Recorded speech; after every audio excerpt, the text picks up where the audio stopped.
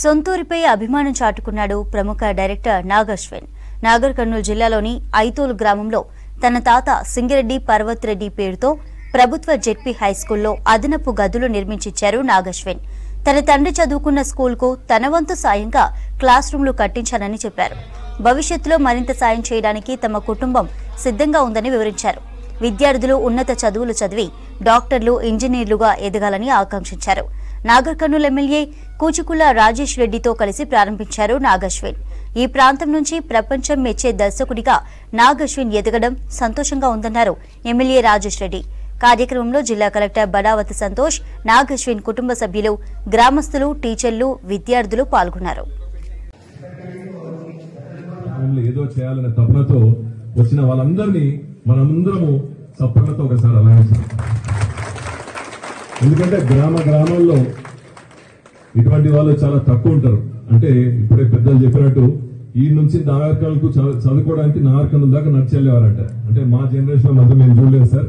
తప్పకుండా మీకు జయరామ్ రెడ్డి గారికి, జయంతి మేడం గారికి, అదే నాగేశ్వర గారికి కంగ్రాచులేషన్ చెప్తూ, మేము కూడా రాజకీయాలకు ఈ రోజు మేము కూడా డాక్టర్గా చదువుకొని 20 ఏళ్ళు డాక్టర్గా ప్రాక్టీస్ చేసి ఈ రోజు మీ సాయంతో, మీ అందరి సాయంతో ఈ రోజు నేను ఇక్కడ నిల్చున్నానంటే అది కూడా మా తండ్రి గారు చేసిన గొప్పతనమే. రాజకీయాలు రాకముందు 25 సంవత్సరాల క్రితం మా సొంత గ్రామంలో 10 ఎకరాలు ఇచ్చి ఎల్వి ప్రసాద్ కు హాస్పిటల్ కట్టించడం జరిగింది. దాని తర్వాత జెడ్పీటీసీగా ఈ మండల వాసులు జెడ్పీటీసీగా గెలిపించినందుకు తాడూరు గ్రామంలో 3 ఎకరాలు కాలేజ్ కు, గవర్నమెంట్ కాలేజ్ కు ఇవ్వడం జరిగింది. మొన్న మా సొంత ఇంట్లో మనం ఉంటలేమీడా, మీరు కూడా ఉండరు కదరా అని గ్రామస్తులు పెళ్లి చేసుకోవడానికి ఒక పెద్ద ఫంక్షన్ హాల్ కట్టించారు వాళ్ళ అమ్మ పేరు మీద.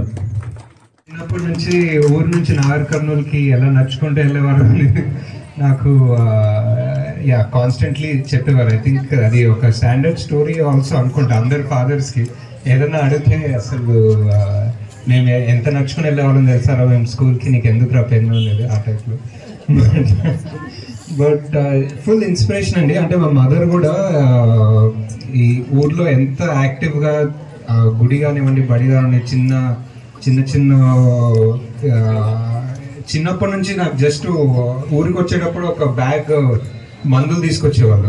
జస్ట్ తీసుకొచ్చి అందరు ఒక కాన్స్టెంట్ ఇక్కడ ఒక ఓపీ నచ్చేది అనమాట. మా పాతిళ్ళు ఉండేది మా తాతగారు ఉన్నప్పుడు. సో అక్కడ నుంచి గుర్తు అనమాట. సో ఐ థింక్ మేబీ నేను పెద్ద ఏం చేయలేదు అనుకుంటా. నేను జస్ట్ ఒక 3 సినిమాలు తీశాను. జస్ట్ దానివల్ల ఏదో కొంచెం గ్లామర్, ఏదో ఫోటోలు తీసుకుంటారు. కానీ వాళ్ళు చేసిన పనులు మందు అసలు చాలా తక్కువ, వాళ్ళు చేసిన సేవ ముందు చాలా తక్కువ. జస్ట్ సార్ చెప్పినట్టు డెఫినెట్లీ నెక్స్ట్ ఇయర్ లోపల ఇంకా చేంజ్ రావాలి, ఇంకా కొత్తవి తీసుకురావాలి. అండ్ ఇంతమంది స్టూడెంట్స్లో డెఫినెట్లీ మీరు డైరెక్టర్లు, యాక్టర్లు అవుతారో తెలియదు, కానీ డాక్టర్లు, ఇంజనీర్లు అయితే